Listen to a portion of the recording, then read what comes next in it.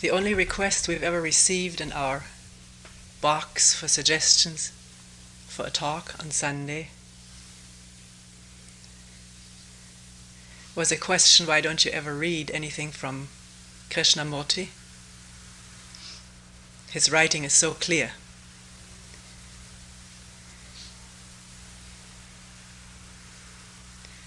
There are many reasons why we have not read from Krishnamurti's works.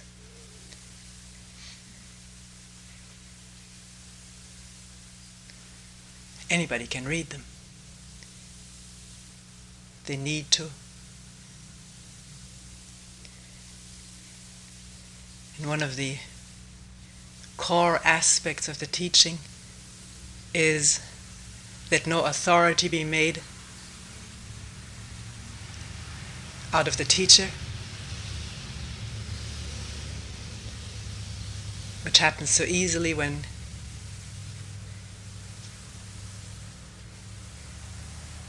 like in the case of Krishnamurti, whose words have been recorded, taped, written down for the last 60 or more years, when those are just repeated, quoted, without a profound inner understanding of what they're actually pointing at and where they're coming from.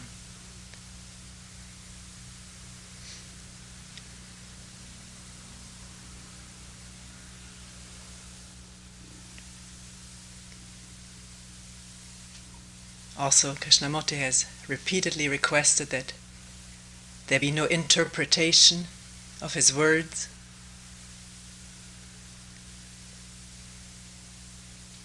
So let's keep that in mind as we read from an interview which was published in the East-West Journal sometime in this summer.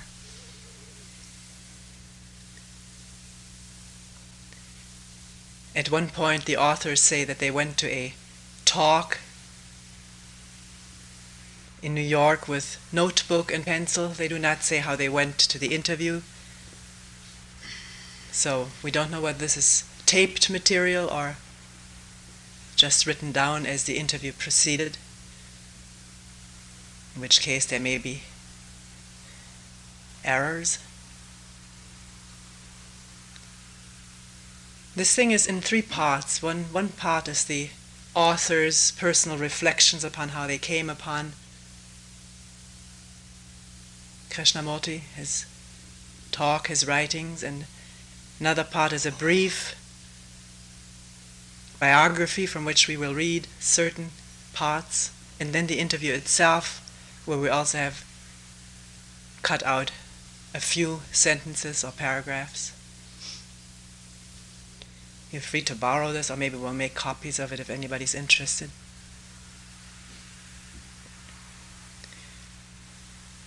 Also, we'll be showing a tape, Krishnamurti, an interview with Dr. David Bohm, next Wednesday. If anybody's interested to come to that, talk to Stu Glick.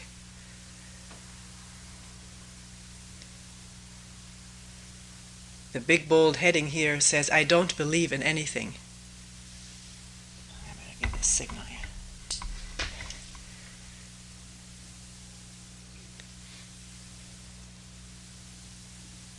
It says an exclusive this is East-West Journal interview with Krishnamurti by Catherine Ingram and Leonard Jacobs.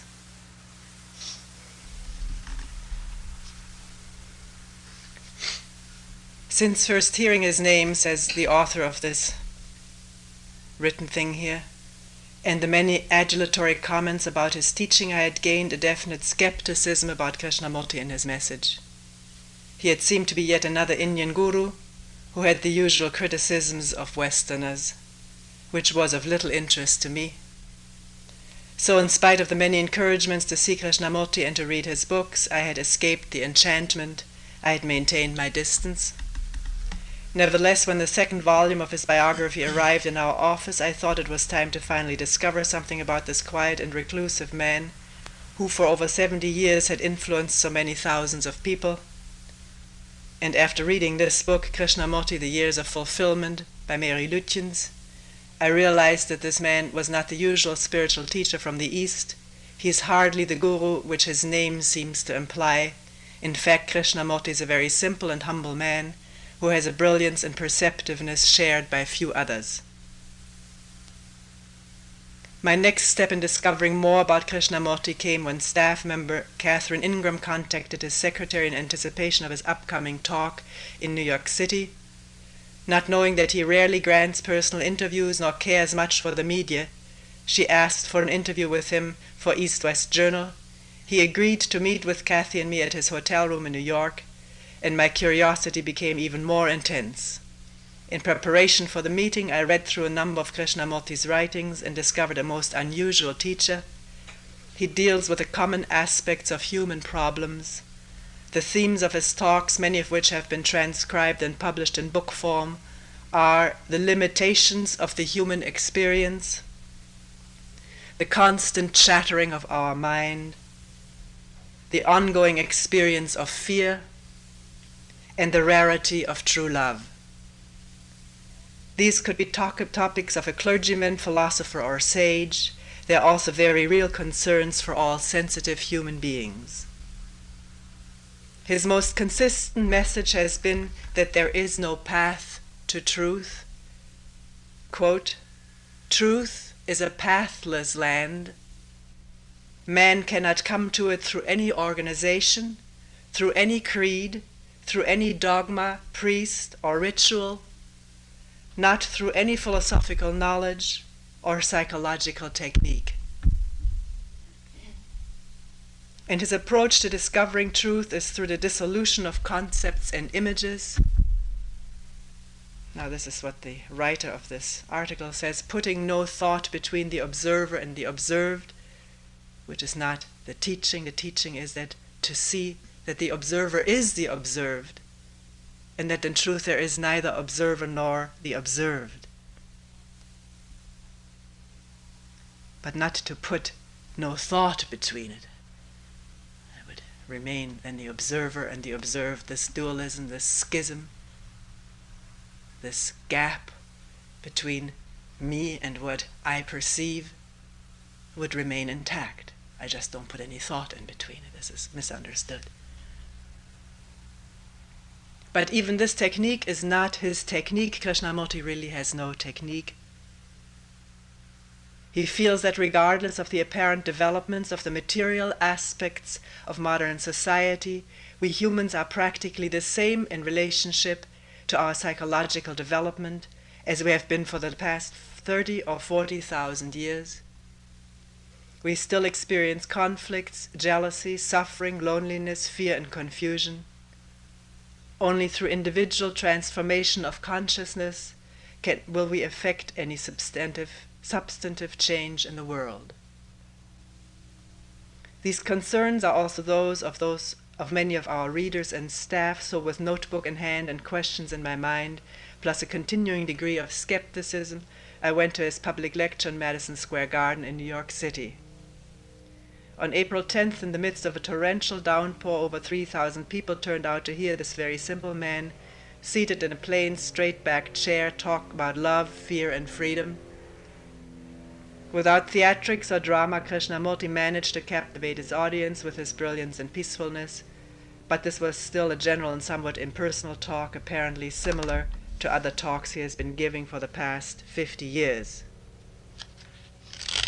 I don't want to go into all the reactions of the authors to him. You can read this for yourself if you're interested. But I'll read some of his biography, which is mostly taken from the two biographies that exist. This heading is "The Man Who Would Not Play God." Jiddu Krishnamurti, the eighth child of 11, was born on May 11, 1895, into a Brahmin family in a small town near Madras, India. Accounts of his earliest years reveal a frail child, often dreamy and vague. He had a mechanical bent, but had tremendous difficulty in school and was often caned by his teachers. When he was 14, he was picked out by Charles Webster Leadbeater and Annie Besant, then important figures in the Theosophical Society, as being the future world teacher. The young boy, according to Leadbeater, was discovered playing on the beach near his home and, quote, had the most wonderful aura without a particle of selfishness in it, unquote. Theosophists believed in a higher entity called Lord Maitreya, who had appeared on the earth before in the form of the Buddha and of Christ. Many were convinced that Lord Maitreya would now manifest in Krishnamurti. In 1911, Annie Besant founded the Order of the Star to prepare the way for the coming world teacher. She became the legal guardian for the young Krishnamurti, whose mother had died when he was 10, and his brother Nitya. In England, with Leadbeater as his tutor, Krishnamurti developed a love of poetry, preferring Keats, Shelley, Shakespeare, and parts of the Old Testament. I'll skip something here. During early initiations, Leadbeater would supposedly take him on nightly astral visits to Tibetan masters, and the next day Krishnamurti would struggle to write down what he learned. Some of these teachings are contained in his small book, At the Feet of the Masters. Krishnamurti remained diffident and indifferent to the adulation he received from his followers in the Theosophical movement. In fact, once wrote to Leadbeater about not having been happy for many years. Everything I touched, he complained, brought me discontent and bored me in a very short time, unquote. Says here, 2 experiences, one during a retreat with Nitya, the other upon learning of Nitya's death, impelled Krishnamurti to break with his followers and to dissolve the Order of the Stars. It's a very poor reporting. If one is really interested, it's better to read it up in the biography. It was not a question of breaking with his followers. He never considered having followers. On August 3rd, 1929, in Ommen, Holland, Krishnamurti declared to 3,000 followers that, quote, truth is a pathless land, and you cannot approach it by any religion, by any sect. He accused his audience of, quote, depending for their spirituality on someone else, unquote. And that from there on his only concern in life would be to, quote, set man absolutely, unconditionally free, unquote. From that point on, for the next 54 years, Krishnamurti has independently devoted his life to, quote, setting man free, unquote, scrupulously avoiding any image making of himself at all, especially that of, quote, world teacher, unquote. He founded schools for the sole purpose of creating a new human being, free from any sense of aggression, competition, or comparison. In parenthesis, a quote often said by him, if you compare A to B, you destroy them both, unquote. The schools go to university level, and the barrier between student and teacher is continually broken down, since Krishnamurti teaches that there is no psychological authority. Throughout the years, Krishnamurti has spent much time in residence at these various schools, actively keeping their spirit alive. I'll skip something here again. Whenever he is in the country, he goes for long walks, either alone or with friends.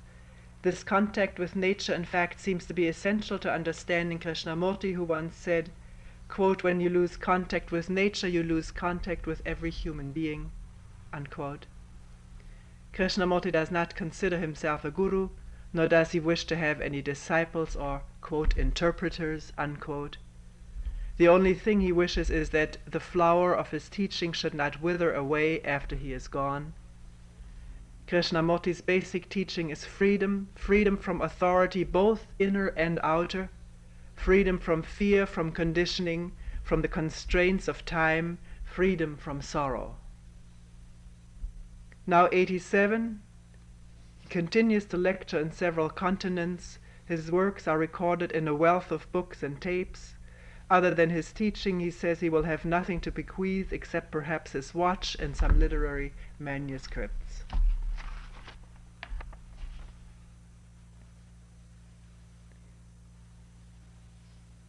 Now this is a question and answer type interview. EWJ, that means the journal. Even though one is still suffering even though one is still suffering, is it possible to help others who are suffering? Okay, why not? Though I may be suffering and you may be suffering, why not? That's one part of it. The other part is suffering to be ended through a long process of time?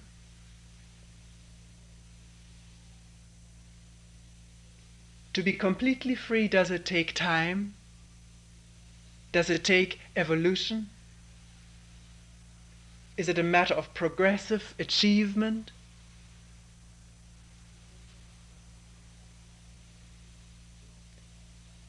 Is there such a thing as psychological evolution at all?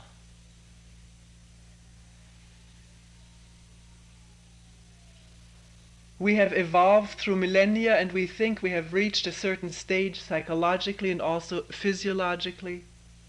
We have created this world, this society with all its monstrosity and ugliness, the destruction of the environment, killing each other, perpetual wars for the last 6,000 or 7,000 years. And during this long period of time we haven't changed, we haven't stopped wars. So will further evolution for 50 or 40,000 years change us?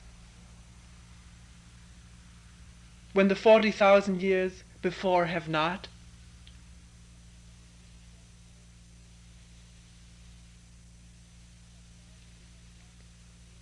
Question.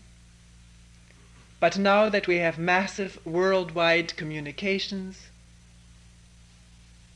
unique in history, do you think that a transformation of consciousness will emerge? Okay. Through communication? Actually, through communications? Do you really think so? Questioner. I mean specifically using the media as a tool to raise consciousnness. For instance, this film Gandhi, that has just won the Academy Award, is basically about peace and about Gandhi's main message of non-violence.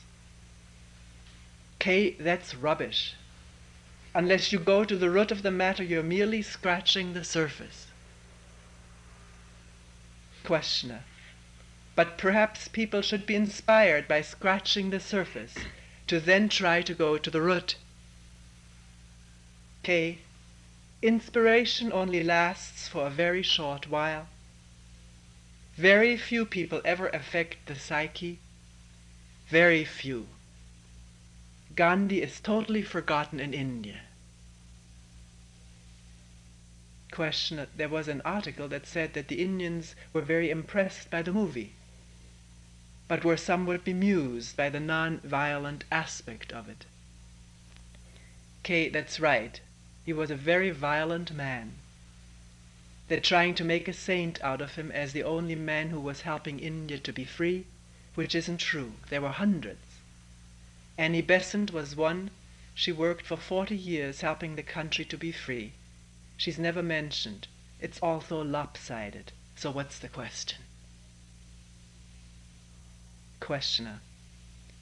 The question is, if only a few people throughout history can they affect the consciousness of man? Questioner.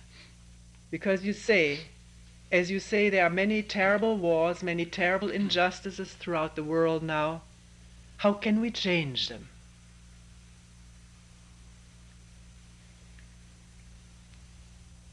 Okay, that's a good question. Do you really want to discuss all this? Questioner. If you have time. Okay, I have time. But one has to be very serious to go into all this.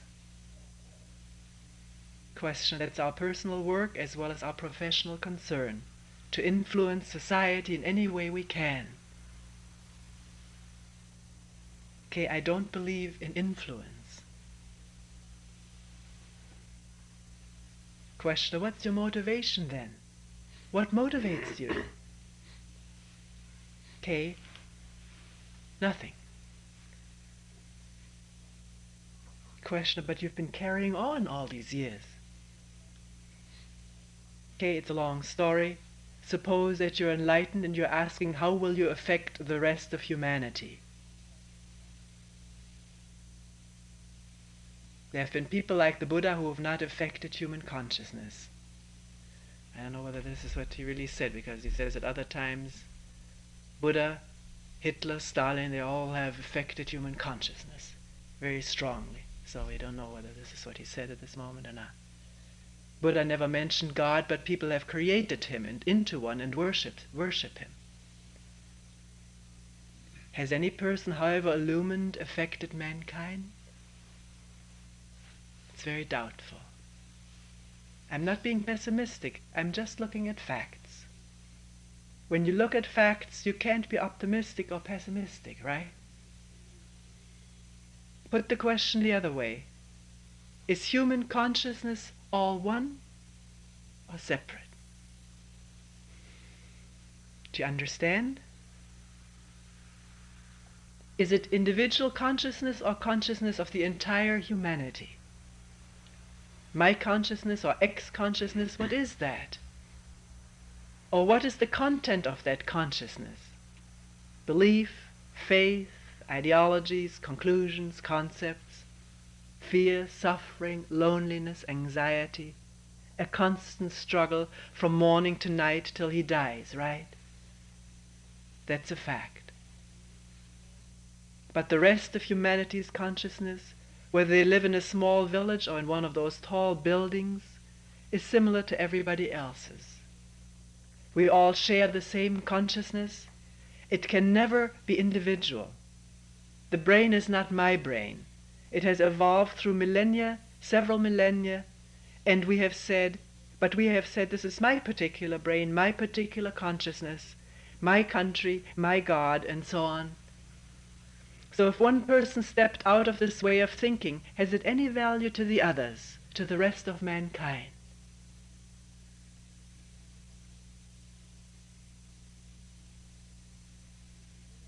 Questioner. It appears the Buddha did. He left the technique to practice awareness, and his influence has been very great. Okay, he couldn't have left the technique. After his death, his disciples probably gathered together and put up a scheme. Buddha couldn't possibly have said, "Seek refuge in me." The systems came after he died. We think because he had attained illumination, had suffered and gone through starvation, that we must also go through that in order to achieve what he achieved. And he might say, well, that's all childish stuff. It has nothing to do with enlightenment. Can one person who is illumined, to put it in modern terms, free from all conditioning, affect the consciousness of all the rest of mankind? What do you think, impersonally, objectively, as you look at the world? 2,000 years of Christian propaganda, Jesus is the Savior, and the churches have burned people, tortured people, had hundreds of years of war in Europe. Christians have been one of the greatest killers in the world. I'm not against nor for. I'm just pointing out that this is the result of 2,000 years of, quote, peace on earth, unquote. It has no meaning whether Jesus existed or not. So has all this propaganda, this programming of the brain after 2,000 years of repetition of a mass every day, day after day, affected man at all? Christ said, don't hate your enemy, love your enemy. And everything we do is contrary to that. We don't care, so what will affect man? What will change man, who has been programmed, literally programmed like a computer, to worship Jesus, to worship the Buddha, to worship other gods? Can the mind free itself from all programs? Is it possible to be totally free of taking in information? What the newspapers say, what the magazines say, what the priests, psychologists, and professors say? Education, propaganda on the television, the evangelists in America, that peculiar breed. are all telling me what to think and increasingly what to do. If I have a little quarrel with my wife, I go to the specialist, the psychologist, psychotherapist, Dr. Spock, or some professor tells me how to raise my children. I'm becoming a slave to these specialists. My mind is conditioned and I'm limited. Conditioning implies limitation. I'm in battle with everybody else for the rest of my days, and there's the future of man. Questioner, then what's the point of it all? Okay, nothing. It has no meaning. What is the point of the Pope going to Poland and all over South America? Is it a vast entertainment? Sustaining the faith? He says you must sustain faith, which means believe in Christ, which means do what we tell you. It's also absurd. So what will you do with the world pressing you all the time? They won't let you alone. I say sorry, I won't accept any of it. Whether it's the Buddha, Christ, the Pope, Mr. Reagan telling me what to do, sorry, I won't. This means we have to be extraordinarily capable of standing alone. And nobody wants to do that.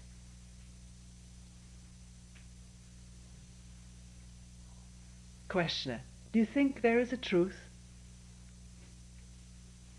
Okay, yes, but there's not my truth or your truth, and it has no path. There's no Christian path, Hindu path, Buddhist path, your path, my path. One must be free of all paths to find it. The Hindus have been very clever at this. They say there's a path of knowledge, a path of action, a path through devotion. This suits everybody. Questioner, so you say to stand alone we find our truth? No, says Kay, no. The word alone means all one. But people say I don't do it alone. I can't do it alone, so please help me to put my house in order. And invent the guru, not a particular guru, but the whole idea of gurus. The world of so-called religion, whether it's the religion of the Hindus, Buddhists, Jews, Catholics, the whole structure of religious ceremonies is put together by thought, is it not? The Mass was invented by man. They may say it came directly from heaven, but that seems rather absurd. It's been invented by man. The ancient Egyptians had their ceremonies to shape man. It isn't something new, the worship of symbols and figures. The guru, the mantra, the various forms of yoga which have been brought over to this unfortunate country are all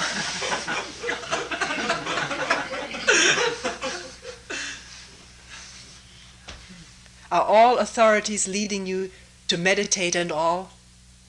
We've done it. We've tried Jesus. We've tried every form of person and idea, theory, system. They have not worked. So it's up to me to put my whole house in order. I cannot depend on anyone else. If you reject the church, the whole religious structure of the world, any kind of spiritual authority, you're free of it. Questioner, haven't these people and systems been inspiration to some? Kay, what is inspiration? To do something better, you answer it yourself. Questioner, isn't it to add to the potential of each human being? Okay, yes, but if I'm asleep? Questioner, then it's time to wake up. Okay, yes, and all the time I want entertainment to keep me awake. Man wants to be entertained, he wants to escape from himself at any price. This is a fact. The church has done it, and now sports, football, cricket, and so on, it's a vast entertainment. I'm bored, I'm harassed, I'm weary, so I come to you and say, inspire me. For the moment you stimulate me, you act as a drug, and for the moment, so I depend on you. Questioner, you speak of freedom from something, from religion, from politics.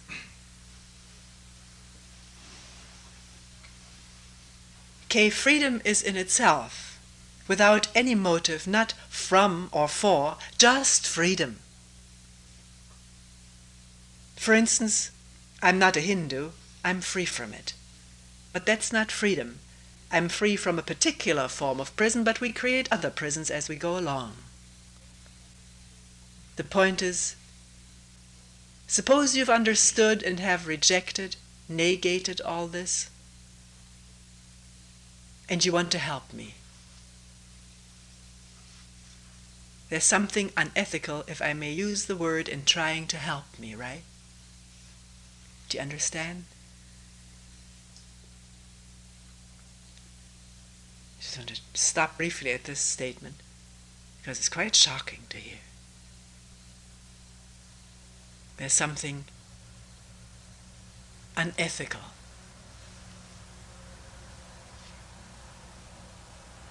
If I may use the word, in trying to help me.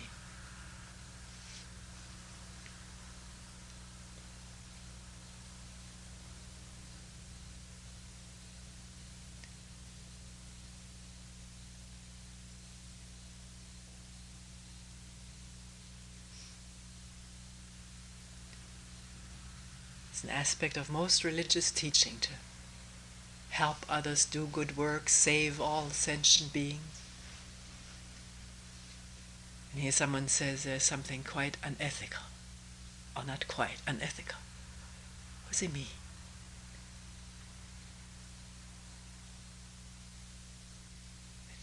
One can only answer this if it is a real perplexity, what is meant here, by looking into oneself as this, quote, help is going on.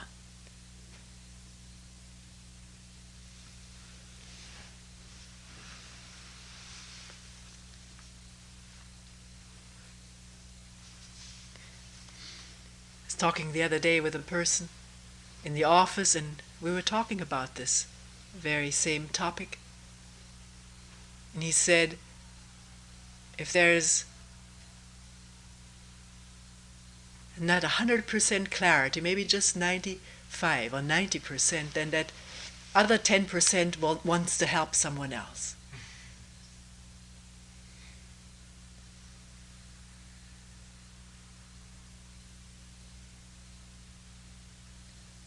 It is this wanting to help which takes care of one's inner needs to be worthwhile, to be someone worthwhile. Feel some sense in this so seemingly senseless existence we lead. Get some stimulation, some energy from the work. Can that be seen? Can that be detected, unveiled? The disguise taken off. So one sees it. Not one sees it, it's revealed. I left the one out because if one is still there, one will criticize it or not look clearly or rationalize it. It has to be just seeing what is going on. And can this seeing of all the gross or subtle or very, very subtle motives in helping, can they sort of filter out in the seeing?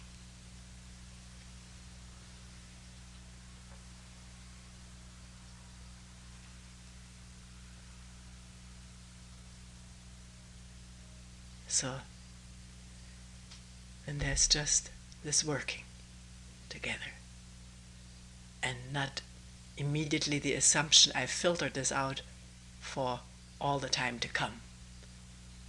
I can never make this assumption. There has to be attention. Or else me may slip in the next moment again, trying to get something for itself. I must be seen. Not what am I going to do about it, that's the me asking a question. But seeing that it is so, and in the seeing does it dissolve.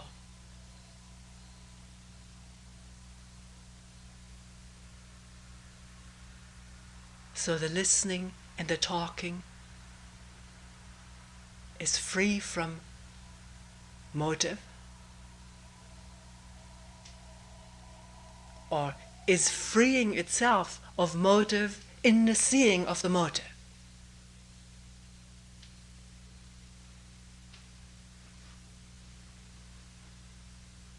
it's such a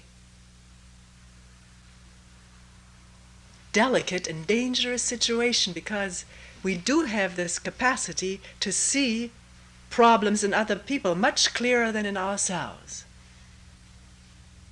And then this tremendous urge to point out to other people where they're going wrong, where they're defensive, where they're this and that. And as one is pointing out, is there a quick look at where one is coming from? That this boosts oneself. It gives one a feeling of, what? Look.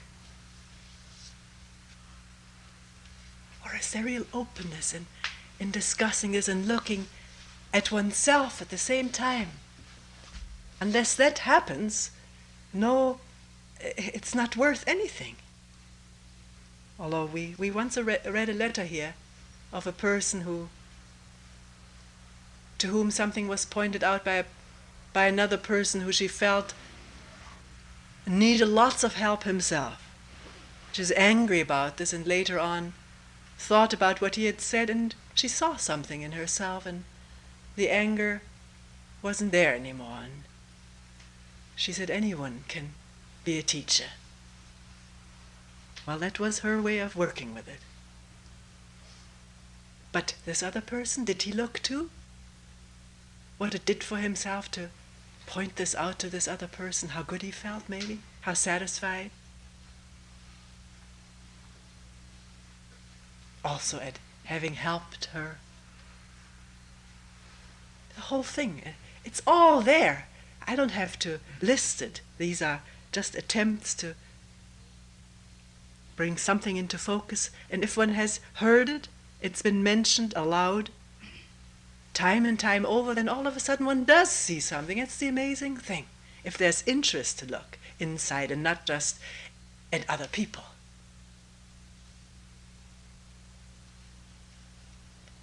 And you will recall the way the interview started. Does one have to be free from sorrow? Is it possible to be in sorrow and help each other? And the response was, why not?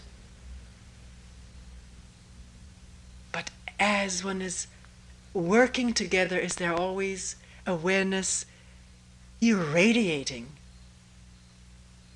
motives, satisfactions, this sense of existing? And does that melt away so that there's this pure work which is then effortless?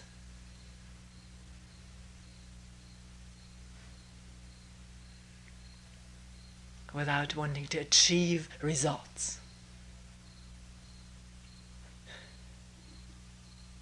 Because the moment you want to achieve a result, you're in there with your hopes and fears of disappointment. And always your own existence is in question. What is your own existence?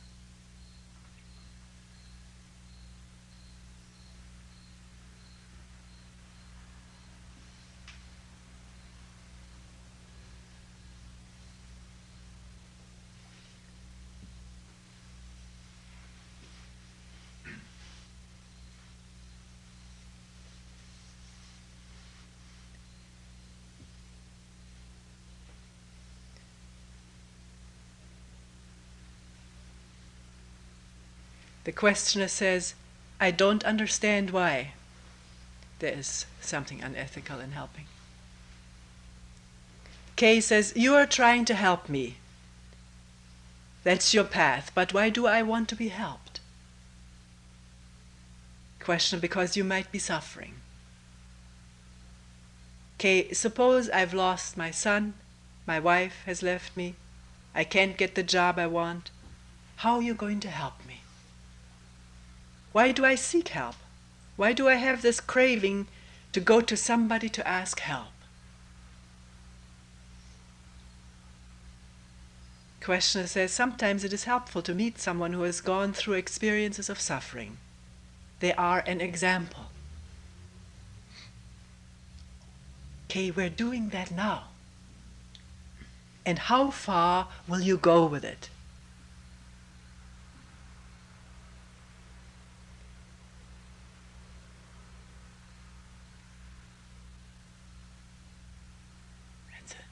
enormous question, utterly significant question is, how far will one go with it?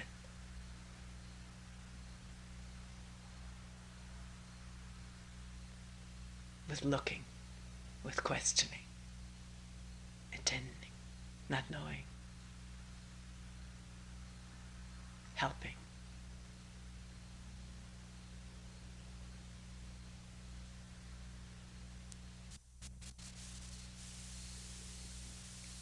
How far are any of us willing, ready, or to go?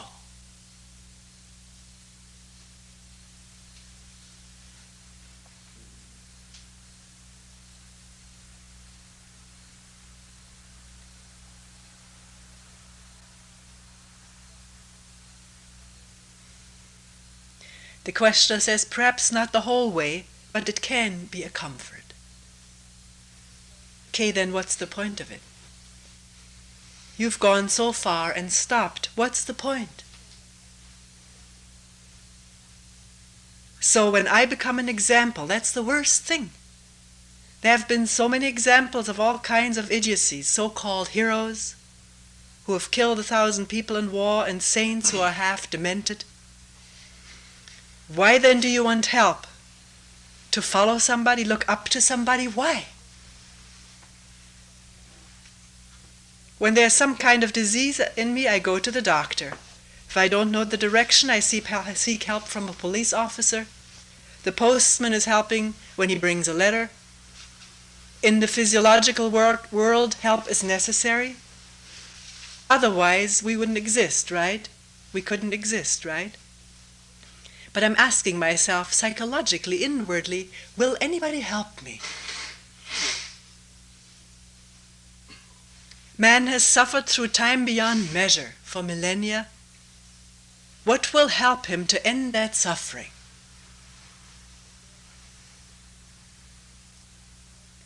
He goes on killing, he goes on murdering, he has ambition in everything, which is another form of killing. And what will stop him? Gandhi? Not Gandhi. His non-violence is really a form of violence. Non-violence is an idea, right? Why don't we deal with a fact, which is violence? Why do you put that picture of non-violence in front of me? I say deal with what is here. I've had discussions with Gandhi's disciples, with his followers, endlessly about this matter. I said to them often, we've had this war between India and Pakistan, and you talked about non-violence. Were any of you conscientious objectors? Did any of you go to prison for peace? Not one of them. It meant absolutely nothing. So what's the point of non-violence? It's a jargon, it's an escape. I know if I'm violent. I know if I'm violent how to deal with it. But you are all the time dangling in front of me this non-violence which is not real.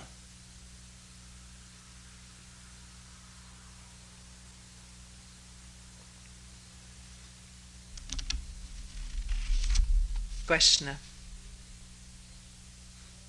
Do you think we will just keep going on like this, warring among ourselves for all of history? Okay, you're asking the same question in different words. What's the future of man?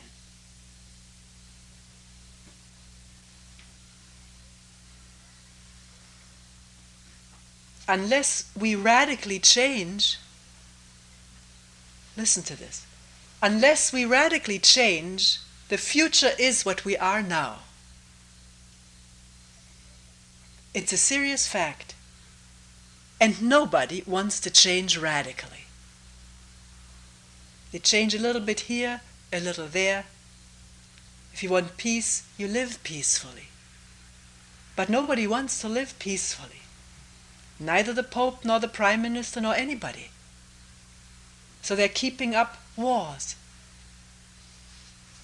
I've talked to a great many politicians in my life, a great many spiritual leaders, to gurus who come to see me, I don't know why, They never talked about ending conflict, which means finding out the cause of conflict. Never.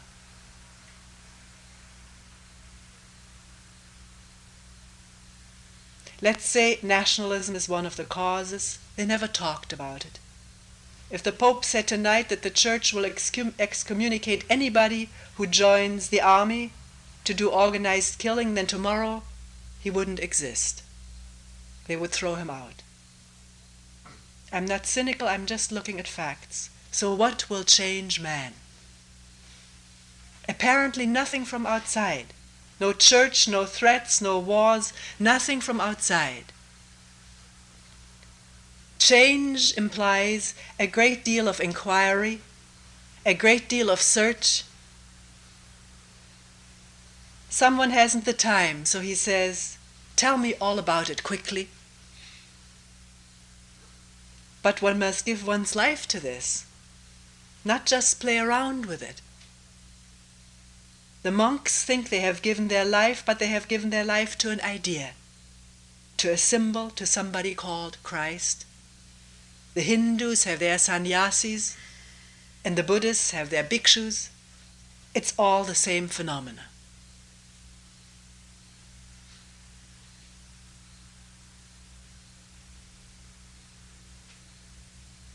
Questioner says, it appears that we are at a unique time in history. Okay, yes, but the crisis is not in the world out there. Rather, it is inside us, in our consciousness, which means that man has to change.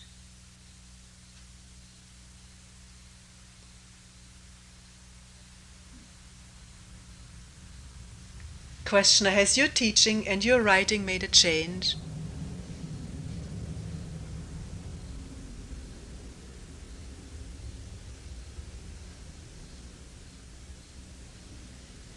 Okay, with some, perhaps.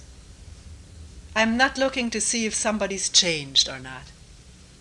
It's like this. You give food to me, and if I'm hungry, I'll take it. And if I'm not, I look at it, smell it, say it's very nice, and then I wander off. Very few people are hungry for this kind of stuff. Buddha is supposed to have talked for 40 years, and there were only 2 disciples who understood, Moggallana and Sariputra, and they died before he did. There's the whole tragedy of existence. Questioner, do you feel that your teaching has made a deep impression? Okay, some have given up their jobs, have said we'll come to your schools. They're doing it because they're schools, not monasteries, not ashrams, but schools, where you get a degree course. Questioner, so you feel that education is a place to really affect a change? Okay. If teachers were concerned, if education all over the world was concerned to bring about a new generation, they could do it. But they're not concerned. They want to stuff the children with mathematics, biology, chemistry to make them become good engineers. Society wants good engineers. There's money in it. Educators have enormous responsibility because they hold the future more than the parents. Educators must be concerned with a holistic view of life. I've talked about it so much. We've got a school in California, a school in England, and 5 schools in India, and I've spent a great deal of time in all of them. But the parents want their children to be like themselves. Have a good job, get married, settle down. Society around them wants that. So it's a tremendous battle with the parents, with the teachers, with the society. It's a sick world. Questioner, it seems as though there's as much physical sickness, like cancer, as there is mental sickness. Okay, they are related to each other. Questioner, When you meet someone who is sick physically, what is your approach? Do you heal? Okay, yes, but please, I want to make this quite clear. Healing is not my profession, not my work. Let me rather say, if someone cannot be cured, he's going to die. And death apparently is a horror to everybody. Whether diseased or healthy, death is something to be abominated. But death and life go together. You can't say, I'll keep death out there and life here.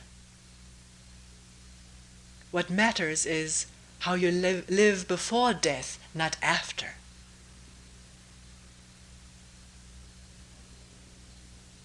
And the question says, do you believe in rebirth? Okay, he says, first of all, I don't believe in anything. Secondly, what is it that is going to be reborn? Say I've been suffering for 10 years and I die.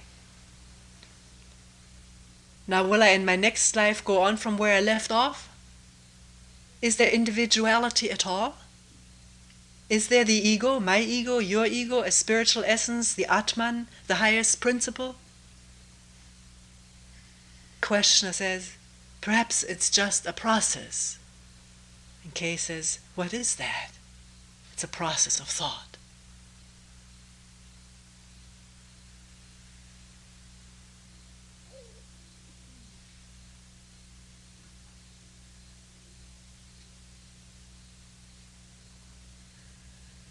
It's a process of thought.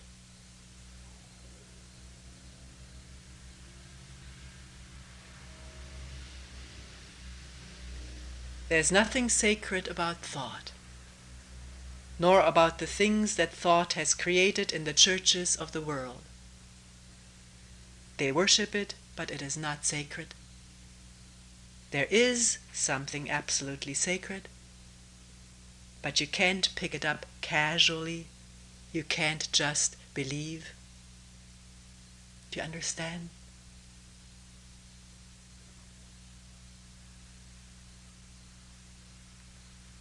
Men have searched for this in different ways and never found it.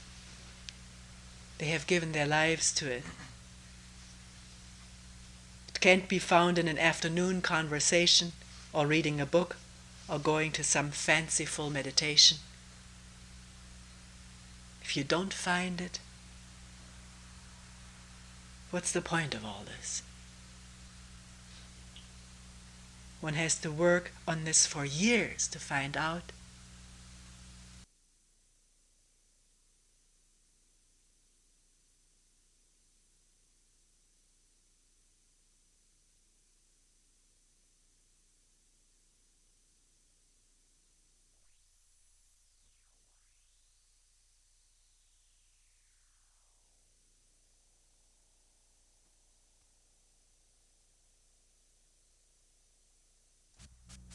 It isn't just a game that you play. But people haven't the time, so they worship the one who has something. Or they kill him. Both are the same whether they worship or kill. Both are exactly the same.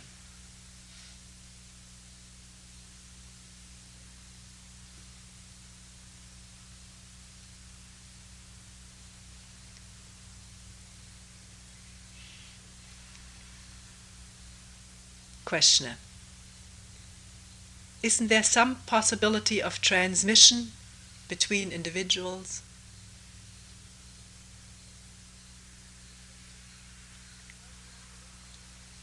Okay, now you are with somebody who is a little peaceful and who doesn't want a thing from you, and you feel quiet. But you have what? You've taken the drug for the time being, and the moment you leave here, it will all go. It's so obvious.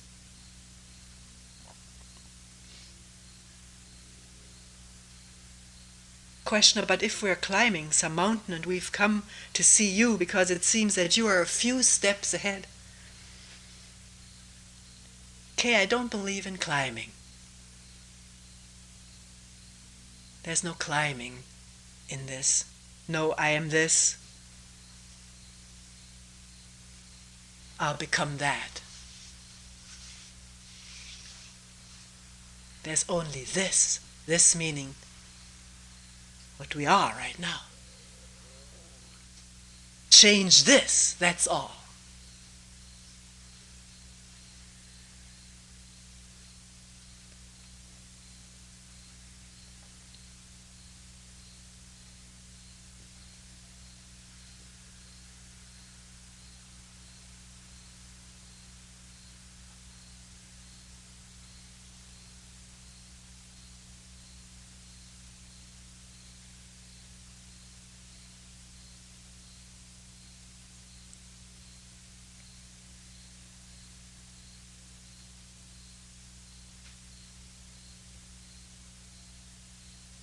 The questioner says, why do you teach?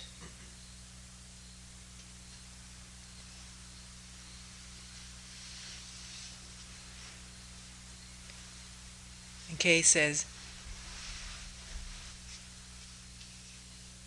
why does a flower bloom?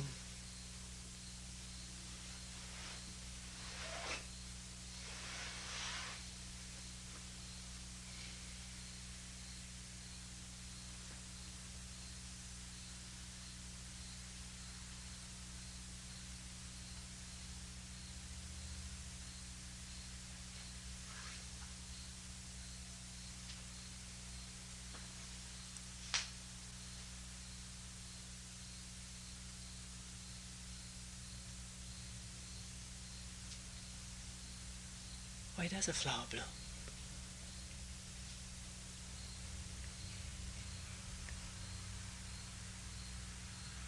We'll end here for today.